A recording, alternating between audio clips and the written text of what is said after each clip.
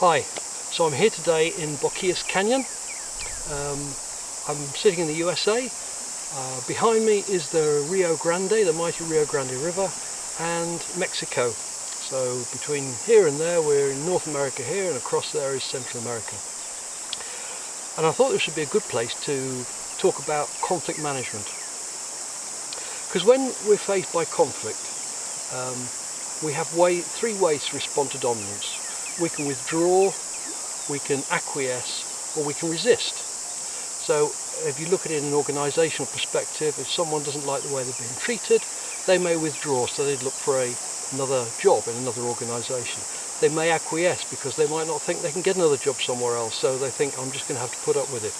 Or they can resist, and that's why we've had the likes of mediation and other policies brought in to assist people and support people in terms of addressing inappropriate behaviour.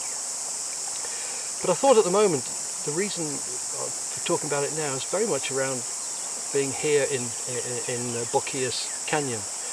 Because just across the river there is a little village called Boquillas, which I visited this morning, and it's about 160 miles from the closest place to it in Mexico. It used to be a mining town. There was silver, and apparently there still is silver in the mountains behind us, but it's too deep to get to. And so a few families decided to stay on, and from a population around about 2000 at the start of the 20th century, they're now down to 6 or 7 families, extended families, so probably about 50 or 60 people in total. And they could have withdrawn and gone somewhere else like what the others did, but they decided that they wanted to stay. So because of that, they needed to confront the issue. So when you confront, you can either confront from a power perspective, or you can do it through negotiation. Now, negotiation is ultimately the better way of doing it, because that's going to bring about hopefully lasting change.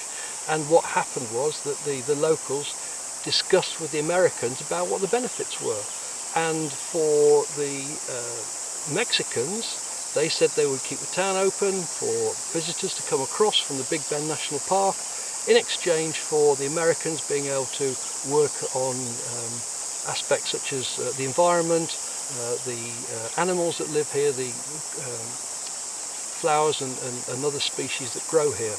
So they got an agreement, and it worked for them. However, there are other people within the village and close to the village who didn't take the negotiation route. They took the power route.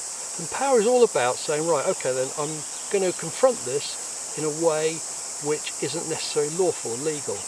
And there may be, behind me at the moment, people who, on the bank at the far side, Mexicans, who what they do, they bring across here little trinkets and things that they've made and put them on the path. There's a couple of pictures there to my side where you can see that what they've done is they've left their trinkets here.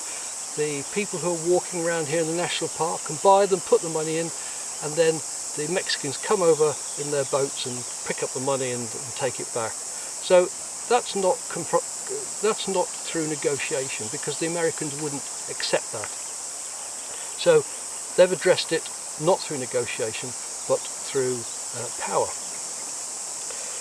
So in terms of conflict and looking at it through negotiation, there's a report called Fight or Flight by OPP, which says that the average Briton spends 2.1 hours of their working week dealing with conflict. And sometimes that conflict isn't dealt with very well. So here's a great model called CUDSA for dealing with it. And so let's look at it in terms of the situation we've got here, and also in the workplace. So first of all, you've got to confront the problem or confront the behaviour. So the Mexicans decide to speak to the US to confront the issue, to talk about what the issue was. In the workplace, it might be giving somebody feedback about an issue, and we may think they've had feedback about that before, but perhaps they haven't, and perhaps then everybody starts talking about that person behind their back. So we need to confront the issue. If there is a problem between the two, we then need to understand what that problem is, and this is the key stage. So understanding each other's position, understanding what's in it for the Americans, what's in it for the Mexicans, and in the workplace, understanding why that behaviour needs to change or why that issue needs to be addressed. That then helps us get to the D of CUDSA, which is define the problem, define what the issue is. So then, once we've had this discussion, hopefully we can define what that issue is, and that enables us to go forward, because then we can get to the S, which is the search for the solutions. So we know what the solution is here, because they've already got that in place now. That the Americans can come over here, come over to Mexico and do bits and pieces, and the Mexicans can have can sustain their village, because the Americans will come over as visitors, and the Americans have set up a very small border control to allow that to happen. And then the final bit is agree that way forward, which, as I say, the Americans have put in place. And in the workplace, it's about deciding what the issue. Once you decide what that issue is, then and understanding the problem and searching that solution, it is important that people agree with it. And that's where mediation comes in. And mediation is all about this. It's about helping people get to a negotiated agreement, because by the time you get to mediation, generally people are just talking about each other in terms of adjectives. And this understanding the you is the key part about stopping them talking about themselves or each other in adjectives, but looking at what the facts are, looking at what the real situation is. And by doing that, you'll very often find you can then define the problem, search for a solution, and agree a way forward. So there you have it. If you want any more information on either of these two models, the conflict continuum or the CUDSA, you'll see details on the screen there about where you can look at it on my website.